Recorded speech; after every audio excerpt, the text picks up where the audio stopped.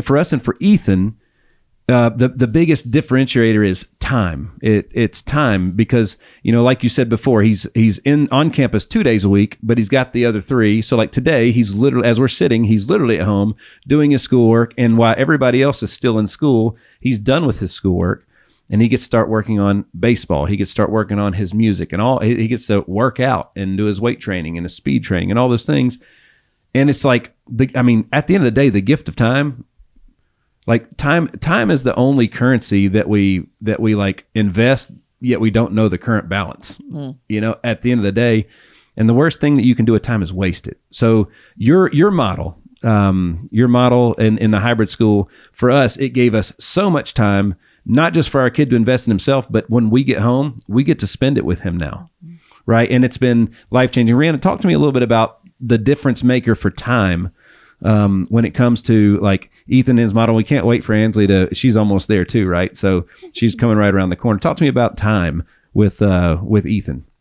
I think one of the biggest is just not having homework after school, being in school for 7 hours and then coming home with homework. Sure, you're going to have homework if you don't manage your time properly and do your assignment list, but you just get that evening time back. There's no homework. A lot of the times Ethan's like, my friends are home, but I got at least an hour before I can play with them because they got school. He is even trying to recruit some of his friends. He's like, can you please call their mom? They need to get out of the public school system, Like he's like as much as a cheerleader about it because he knows how much time he's getting back and how much it saved him from not having homework every single night and being able to invest himself in other places, music and sports. So. Yeah. Well, there's 2 perspectives. There's the parent's perspective and there's the child's perspective, right? So let's talk to the parents for a minute, Amanda. Because that was my first question. We're going to do this hybrid school. I'm like, well, what do we got to do? Yeah. What does that mean for us? Yeah. Right? Do we have the time to do that? And it's really not a lot. Well, I don't do it, so I can say that. But talk to me a little bit about, Amanda, from the parent's perspective. Like what's required of them? What do they need to know? Is there any resources they can check out? Absolutely.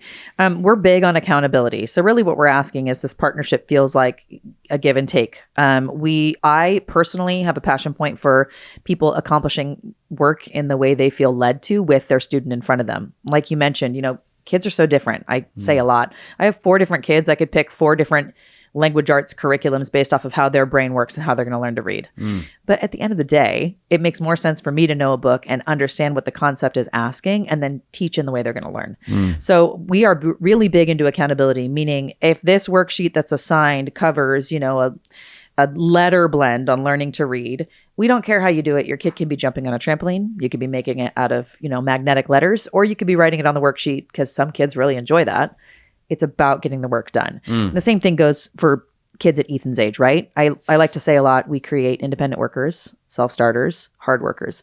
Those are the lenses I look through for my own kids. You can take that and apply it in any trade, any career. It gives you a lifelong skill to say, have your eyes open, what needs to be done. It's great. We have a lesson plan. So there's like a list. There's the 5 little boxes they can check off, right?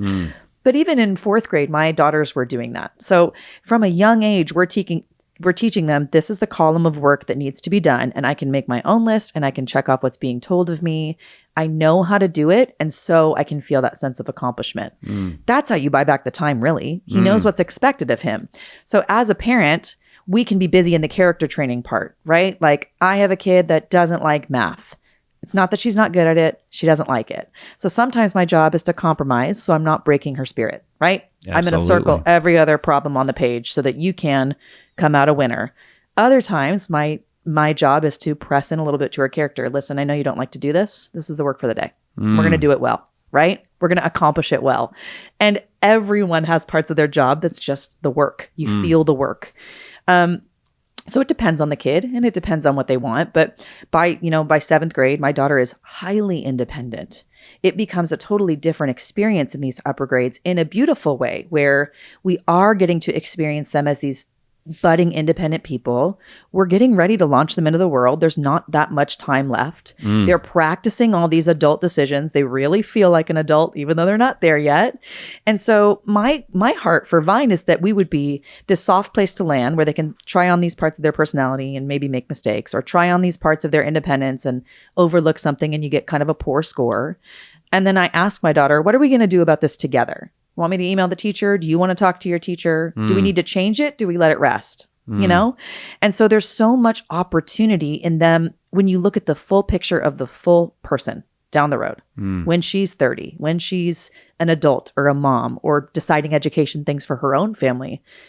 I'm hoping that she'll feel more equipped because of the time we spent making these decisions in advance. I love that. Man, it's like, you said Buy Back the Time. It's one of our favorite books by the great Dan Martell. We love that book, right? Such a great thing. So we've taught one of the ways that, when you're working on with a teenage boy, accountability on like the smallest things, like what food goes in which trash can, and toilet seats and all those things, But the one skill set that I really struggled with, I went to a lot of school. I went to school forever for like 20 years. It seemed like it almost 20 years, like 3 presidential election cycles is my terms, right? So, but learning to manage his time. So he's been time blocking for a couple of years. He does it every night.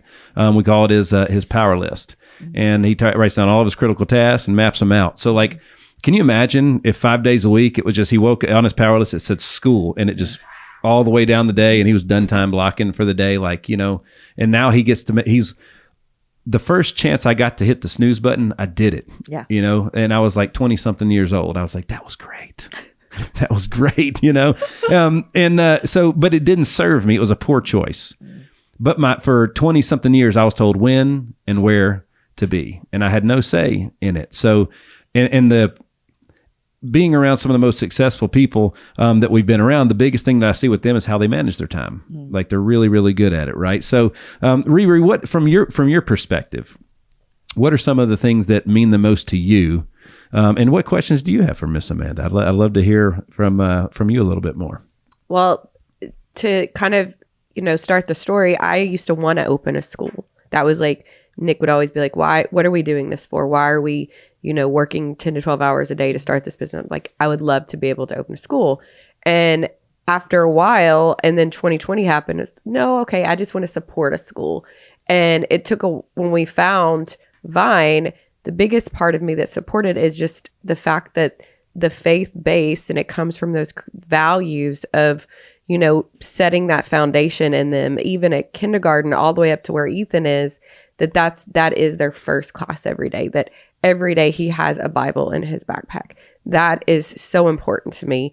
And then, even going to the chapel it's like one of my favorite days. Sometimes we don't make it because we have a daughter that has to be at school. But when we do, I always end up, needing Kleenex like every single time. And it's just to be able to see all of those children, like those 7th through 12th graders, just worshiping together and high-fiving and thinking it's cool. I mean, that's a revelation in itself, like, right? Like, when does that happen? And the time is huge. And, even my daughter, like, can she go 4 days?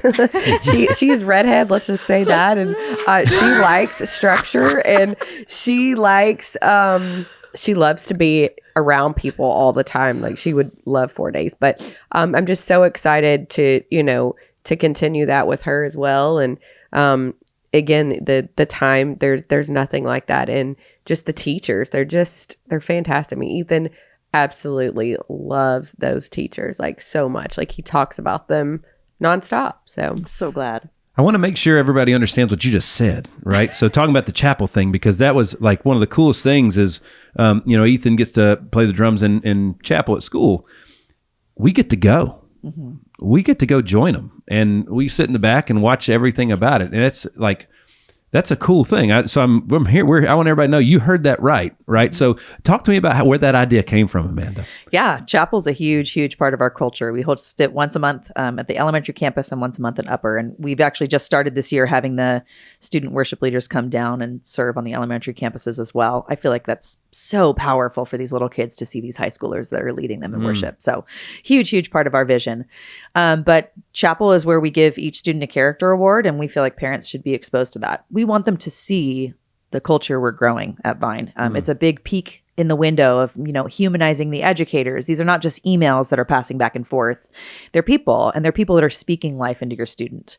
I especially think in the upper grades, we have these 5 different educators on their, in their track or their classroom. 5 different voices, 5 different opinions, 5 different stories with the Lord. And they're going to just continue to impart that. We take a lot of intentional time over the summer, cultivating our staff and training them and saying, this is what it looks like to stand as Vine. We're not just teachers, we are mentors. And we're mentors to the parents too, especially in the younger grades. Like you mentioned, you have a strong-willed little one. Yeah, that's half the kids, right? And so it's like, sometimes it's just rubbing a back and calming a mom down off the ledge at pickup. It's going to be all right. Tomorrow's going to be okay. You can do it. And that's part of the job too. We really do feel like this is a second set of eyes on your kid, another voice that you're going to trust. And we take that it's such a big thing for us to say, you guys as parents are putting your kids in our care. You're trusting the voice that's going to speak over them. I'm also really inspired that, we're a melting pot of churches and backgrounds. We say very clearly, we're not an outreach school. We're a discipleship model. We're waiting for people walking with the Lord to enter the messy places with us, especially in teenagers, but all levels. I've had so many conversations about parents that do Santa Claus and parents that don't. Yeah. They're just in class together. That's right. Believing or not believing. So, there's things at every age group. Same thing with older kids and cell phones. Some families do cell phones, some not yet, and passionate, big feelings about it. And we always point it back to, at the end of the day, these kids are the Lord's and they're yours, and you can put the lens on the technology or the Santa Claus, whatever way you want, but we're called to honor one another. So what does that look like here with our differences in this setting? And that's our goal. It's challenging, but it's worth fighting for. And I think that chapel is an extension of that. Our culture and our classrooms are an extension of that. One thing that I'm hearing that I wanted to point out as well, sometimes to make change it can take forever. Yeah. Especially when the government's involved, because there's so many checks and balances, and you guys are able to grow. I think a lot of your growth model can go back to the fact that you guys can make decisions and make change at a lightning pace. As a matter of fact, that was what our friends at NASA told us about Elon back in the day with SpaceX. They're like, dude, he can just get things done so much faster than we can because he don't have to go through the decision-making process that we have to go through. That is massive. Yeah. That is massive. Talk to me about so when you guys are making, let's say it's I don't know how you could change too much from what you're doing right now because it's really good. But when you want to make changes, talk to me about what that process looks like a little bit. Well, I'm a very collaborative and conversational leader in general. So our leaders as a team, we kind of steal away a couple times a year on a retreat. Just to offer ourselves time to work where we don't feel guilty. Almost all of us we're not necessarily breadwinners. We're working moms, working parents. There's a couple guys on our team that they split their time between, another ministry and us. But really what we want is dedicated time to talk through these elements. For our curriculum specifically, the books we use, we have a curriculum committee. And we do that on purpose. It's headed by our director of education for each campus level, but then it's going to be people in the classroom or people we know that are parents in the program, but they used to be classroom teachers, or just moms that have been homeschooling for a long time and homeschooling different age levels of kid. And so we're looking for our lesson plans. We're looking through the lens of, will this work if I have 4 kids and there's only one of them that's doing this book? Or is it too much of a burden as a parent to try and stretch my time between this and that? Or does this translate well to a 2-day setting with a different teacher on these 2 days and me at home 3 days? So there's a lot that goes into it. And some of it is just opinion based, but we really do try to be an echo of what our community wants.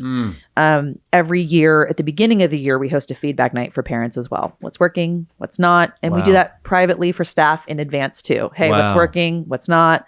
We want to be open to shifts because that stuff matters. Oh, wow. Like I said, we're serving the community that we're a part of too. We are all peer leaders. Every single one of us has kids in the community as well. So I'm very aware that I'm affected with my 4 kids. If we make a decision that doesn't sit well with me as a campus leader, I'm reaping the fruit of that as a mom. That's right. So we really, really try to have a posture of respect and humility when it comes to shaping campus stuff. Absolutely. It matters.